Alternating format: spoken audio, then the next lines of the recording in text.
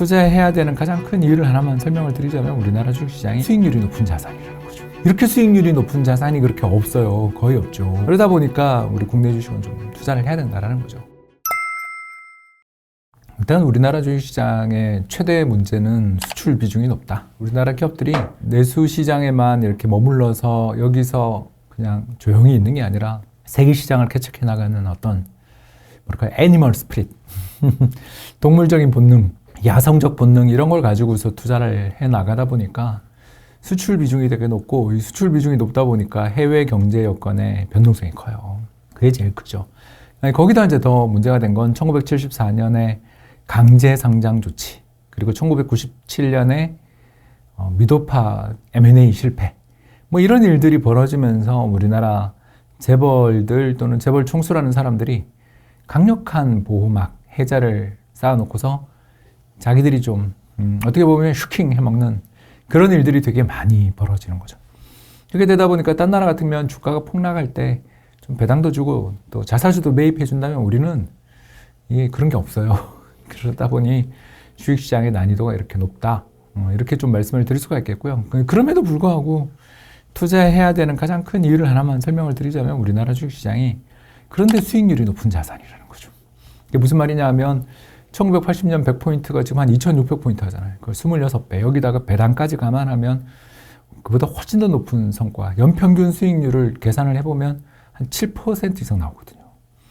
이 7%라는 게 이게 말이 쉬운 거지. 연 7% 수익률로 한 10년씩 이렇게 놔두면 이게 2배가 나요. 그러면 1억을 투자하면 2억이 되고요. 그 10년 뒤는 4억이 돼요. 여러분들 그게 1, 2, 3억으로 올라가는 게 아니에요. 배로 갑니다. 이게 투자에 진짜 중요한 거거든요. 그래서 20년 투자하면 4억이 되고요.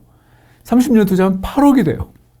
그러면 투자 원금이 2억이었다면 16억 되는 거죠. 이렇게 수익률이 높은 자산이 그렇게 없어요. 거의 없죠.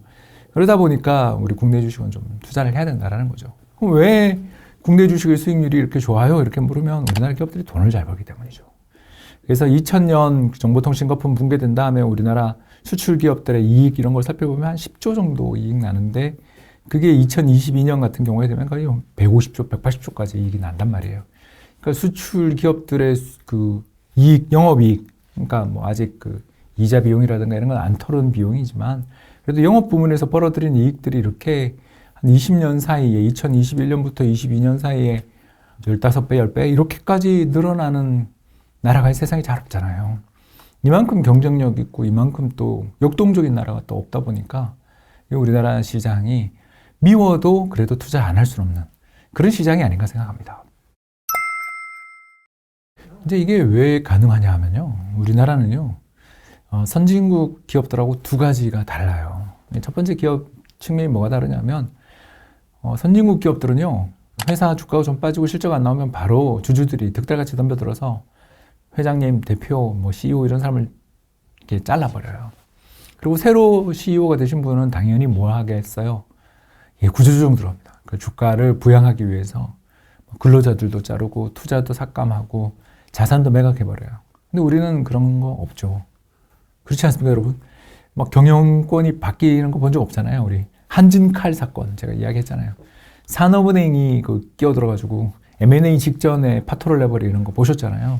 우리나라 재벌들은 암묵적으로 또는 대놓고 정부가 자기 편이라는 걸 알고 있기 때문에 경영권이 흔들리지 않기 때문에 주주가 뭐라 그러든 신경 안 써요.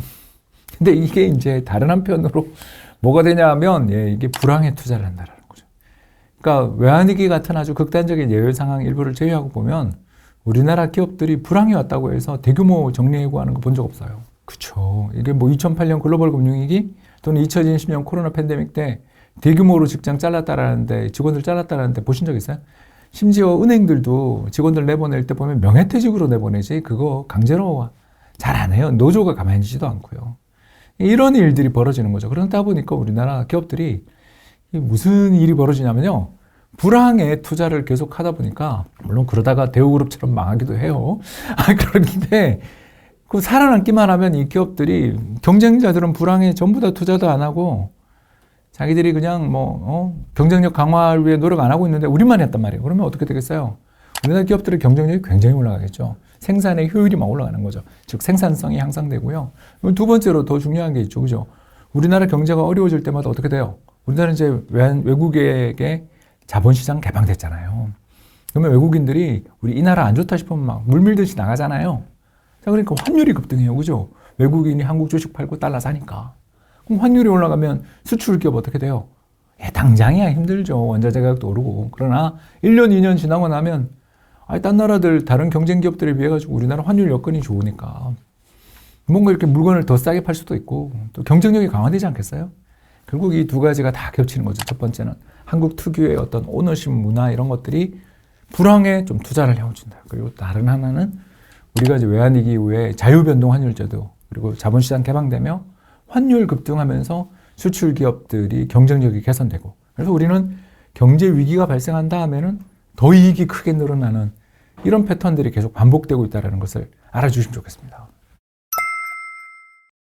이게 좋은 점은 불황에 투자를 한다. 그리고 한번 꽂히면 총수님이 꽂히면 이 산업에 대해서 밑에 있는 스태프들이 앞마디가 안 됩니다. 그래도 한단 말이에요. 한화그룹 보세요. 조선 결국 사잖아요. 그죠? 삼성그룹 보세요. 안 된다 그래도 반도체 뛰어들어서 저렇게 세계적인 반도체 회사를 만들어내잖아요. 그리고 LG그룹 보세요. 2차 전지에 대해서 얼마나 예전부터 투자를 해가지고 지금 LG에너지솔루션이라는 거대한 기업을 만들었잖아요. 돌아가신 고범우 회장님이 아마 굉장히 뿌듯해 하실 거예요. 이게 좋은 점이에요. 이 사람들은 뚝심도 있고요. 자신이 도전받지 않잖아요. 그렇기 때문에 적극적인 투자를 할 수 있어요. 근데 반대편에는 이 투자가 실패로 돌아가는 경우에는 국민 경제를 흔들게 되는 가능성이 있고 더 나가서 이분들 입장에서는 자기가 꽂혀있는 자기가 미래를 보고 있는 저기가 된다라고 생각되면 적극적으로 투자를 하고 남들 생각 안 하는데 그 남들이라는 게 이제 소액주주도 많이 들어있겠죠. 기업의 외부에 계시는 분들의 말을 안 듣죠. 그렇기 때문에 우리나라 주식시장은 세계에서도 거의 최악 레벨에 거의 중국 옆에 있는 주주 경시 경영 국가다. 그리고 우리나라는 주식시장의 개미 투자자들은 천하대 제일 단타 대회를 열고 있잖아요. 맨날 샀다 팔았다. 그래서 2020년 이후 주식시장에 들어온 이른바 동학개미, 특히 보유 자금이 1,000만 원 이하인 동학개미들이 1년에 주식을 몇 번 사고 파는지 아세요? 여러분 놀라지 마십시오. 37번 사고 팔아요. 그러니까 1년 동안 공중에서 37회전을 하고 있는 주주를 대주주가 신경 쓰겠어요? 왔다 가는 손님이지. 일주일짜리 손님에 불과한데 그 사람이 뭐라 그러는 거 신경 쓰겠어요? 그 시장이 어떻게 돼요? 네, 양극단이 되는 거죠. 총수의 어떤 그런 경영 성과가 정립되고 외국인 지분도 높은 기업들은 좀 그래도 좀 좋은데 외국인 지분율 낮고 총수가 대주주로서의 전횡을 휘두르면서 주주들 죄송합니다 개무시하는 그런 기업들은 이제 테마, 재료, 작전, 신용 레버리지 이런 것들이 이제 온통 복합돼서 거기서 이제 이렇게 변동성이 어마어마하게 큰 급등하면 좋지만 이제 급락도 빈번하게 나오는 이런 일들이 벌어지는 한국 주식시장의 명암, 그건 바로 재벌 총수 경영의 정착 그리고 그걸 정부가 암묵적으로 또는 대놓고 인정하는 이 문화가 정착되다 보니 우리 경제는 가파른 성장도 할 수 있었지만 자산시장의 변동성은 필요하기다 라는 그런 차원에서 그냥 같이 가게 됐다. 그렇게 정리할 수 있겠습니다. 일단 미래도 잘 될지에 대해서 그걸 어떻게 알겠습니까? 근데 다만 이제 이번 불황을 보시면 2022년부터 시작됐던 이 불황에서 삼성전자가 연구개발비를 얼마 쓰고 있냐면 작년에 27조를 썼어요. 그리고 이번에 네이버가 부동산 팔아가지고 그걸로 AI 투자한다고. 그러니까 우리나라 기업들의 특성이에요, 이게. 불황에 더 공격 배팅. 이 근성이 지금도 달라지지 않았기 때문에 또 세계 경제 수요가 조금만 살아나면 또 금방 이렇게 불길처럼 올라올 수 있는 잠재력이 있는 나라 아니냐. 아직은 긍정적인 면도 있다. 이렇게 말씀드리고 싶습니다.